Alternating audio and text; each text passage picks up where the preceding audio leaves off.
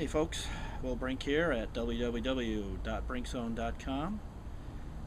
Today I actually want to talk about training through adversity. I've been making a number of silly videos lately just because I'm a silly guy, and I think if you can't have fun with yourself and poke fun at yourself and let other people have a laugh with you or at you, I don't care, occasionally, then life's too short to really care. But something I've never really covered, I think going in the opposite direction, after trying to give people a laugh and trying to give people a lot of useful information in their diet and their nutrition, their training, is covering maybe a large topic for many people, which is training through adversity, because you are going to face adversity. We all do. I think a lot of people feel unique or alone when they have to train through adversity, and I'm going to repeat myself a few times, maybe more than a few times, on a particular thought that I've always had about this, and that main thought is about half the battle to all of this is just being there. That is just getting there into the gym or whatever it is you like to do and doing it. You might not have a great workout, you might have a crappy workout, but half the battle, I promise you, is just getting there. I've now been in the gym working out in one form or another for 30 years. I started when I was about 14 or 15 years old. I'm 45 now, and so I've gone through the gambit of years through the gym, up and down. I've put on a lot of muscle and lost some muscle and put some muscle back on. I very rarely ever talk about my own personal stuff, but I'm old enough now, and I don't really care what people know or think about me. But when I was 20, I was diagnosed with Hodgkin's lymphoma, and that's a type of cancer of the lymph nodes.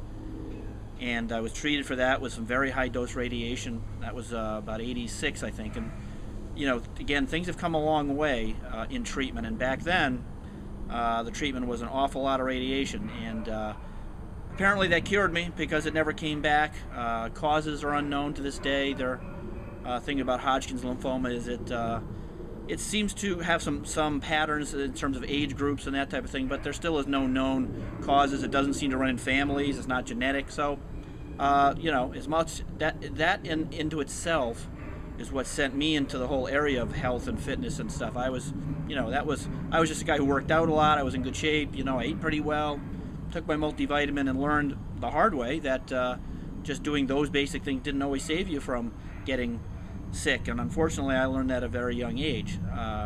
So it's an interesting expression, which is adversity or problems can be the best thing that could happen to you. Of course, I'm paraphrasing, but in what they mean by that, of course, is that what seems at the time like something awful can actually open up doors. And I would say for me, I don't know what would have happened to me at the time, but it certainly sent me in the direction that put me in the profession that I'm in, and made me just a science geek, I guess, fanatic.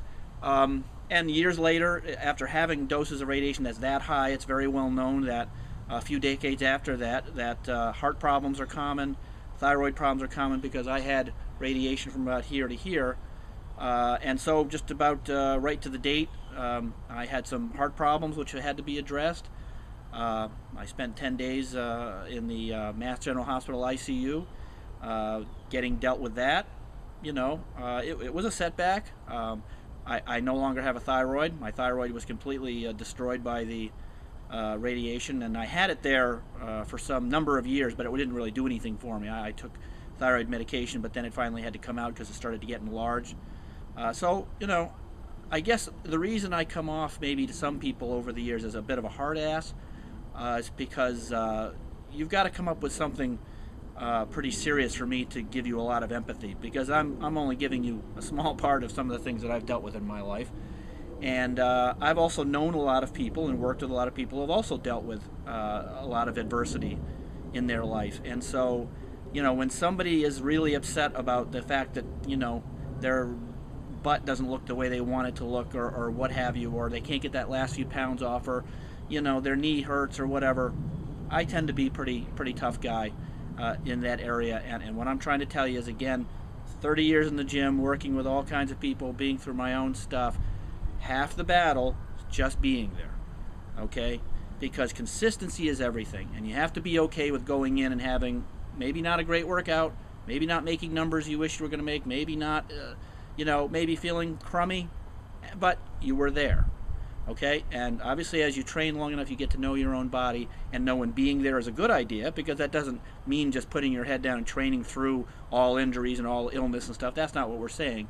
What I'm saying is, over enough time, you'll start to know when it's okay to go and when it's not okay to go, but you still got to go. And I'm going to tell you again, half the battle, just being there. Okay?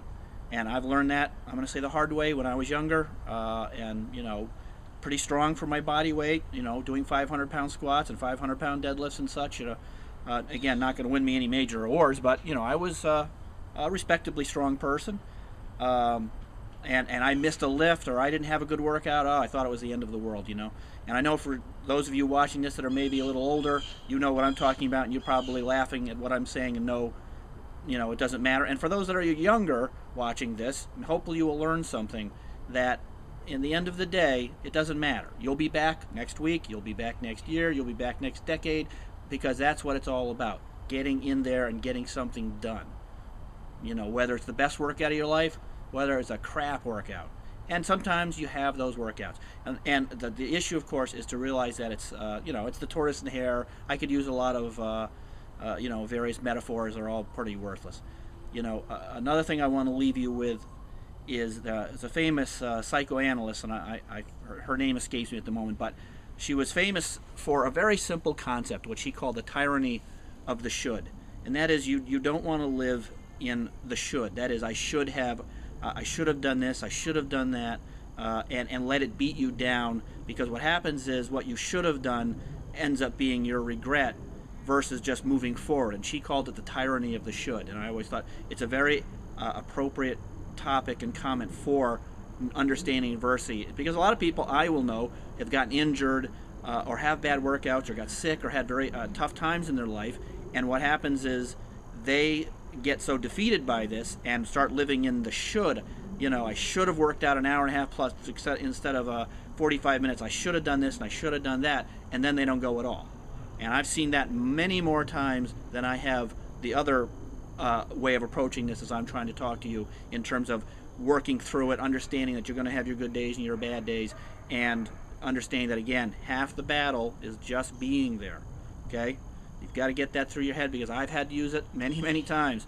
After I had my thyroid removed, there was a solid year there. It can take quite a while to get the thyroid doses correct before somebody feels well. And it was, and knowing as much as I know, working, I'm able to talk to my doctors on a one-on-one level on human physiology, on thyroid metabolism, so on. So it took me about a year to get the dose right where I felt good.